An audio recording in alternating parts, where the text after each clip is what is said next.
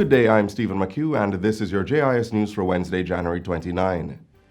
Cabinet has approved the issuing of a travel advisory, asking persons planning to travel to or from China to defer those plans. We will also continue our active surveillance at our ports of entry, or airports and other ports of entry. The health minister says persons already in transit to Jamaica will either be quarantined in a health facility or at home, depending on the risk assessment done. He says the Ministry of Foreign Affairs and the Chinese ambassador to Jamaica will also continue their collaboration and surveillance protocol as plans are put in place to facilitate the needs of Jamaicans who work and study in China. Dr. Christopher Tufton made those disclosures yesterday as he debunked claims that the coronavirus was in Jamaica. I just want to say categorically, based on the advice I have, that there's no truth to the claim that there's a case of the new coronavirus at the University Hospital of the West Indies. The minister was reacting to reports in the media that the University Hospital had received its first suspected case of the virus from a patient who recently traveled to China, which is the epicenter of the disease. The University Hospital's Chief of Staff, Dr. Carl Bruce, says the patient was isolated out of an abundance of caution based on his or her travel history. The patient does not meet the case definition of the coronavirus, but out of an abundance of caution, the doctors just wanted to ensure that they discussed this. The patient is doing well.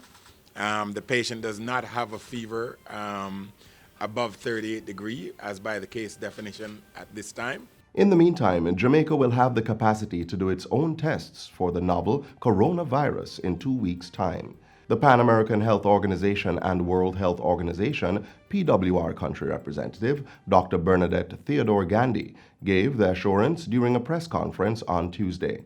She says the PWR will send the specific reagents to the island's National Influenza Center to enable testing. We know that in terms of information systems and capacity, they will up to speed. Still on health, a $50 million program has been launched to upgrade the island's health infrastructure. The Health Systems Strengthening Program is being financed by the Inter-American Development Bank. $674,000 has been earmarked to facilitate design works for the Spanish Town, Maypen, and St. Anne's Bay hospitals, as well as 10 health centers across the island. The 11-month contract went to architectural firm Project Planning and Management Limited.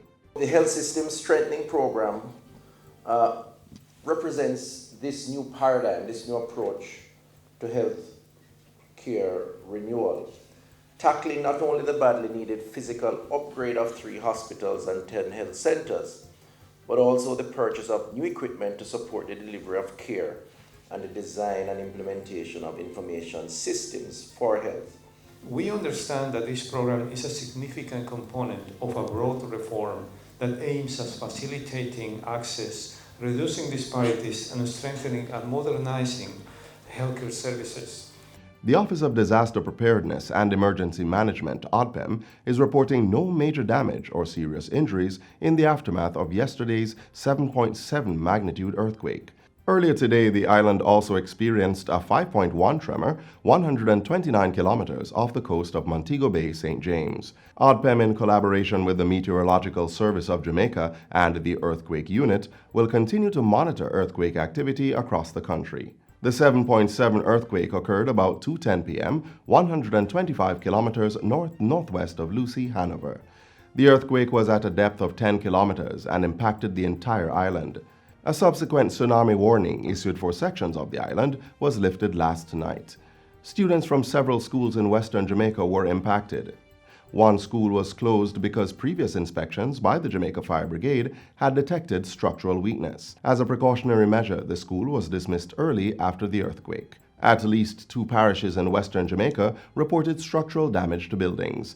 The parish disaster committees in those areas were also activated. The municipal corporations island-wide, along with the Fire Brigade and the National Works Agency, continue to collect information regarding any structural damage.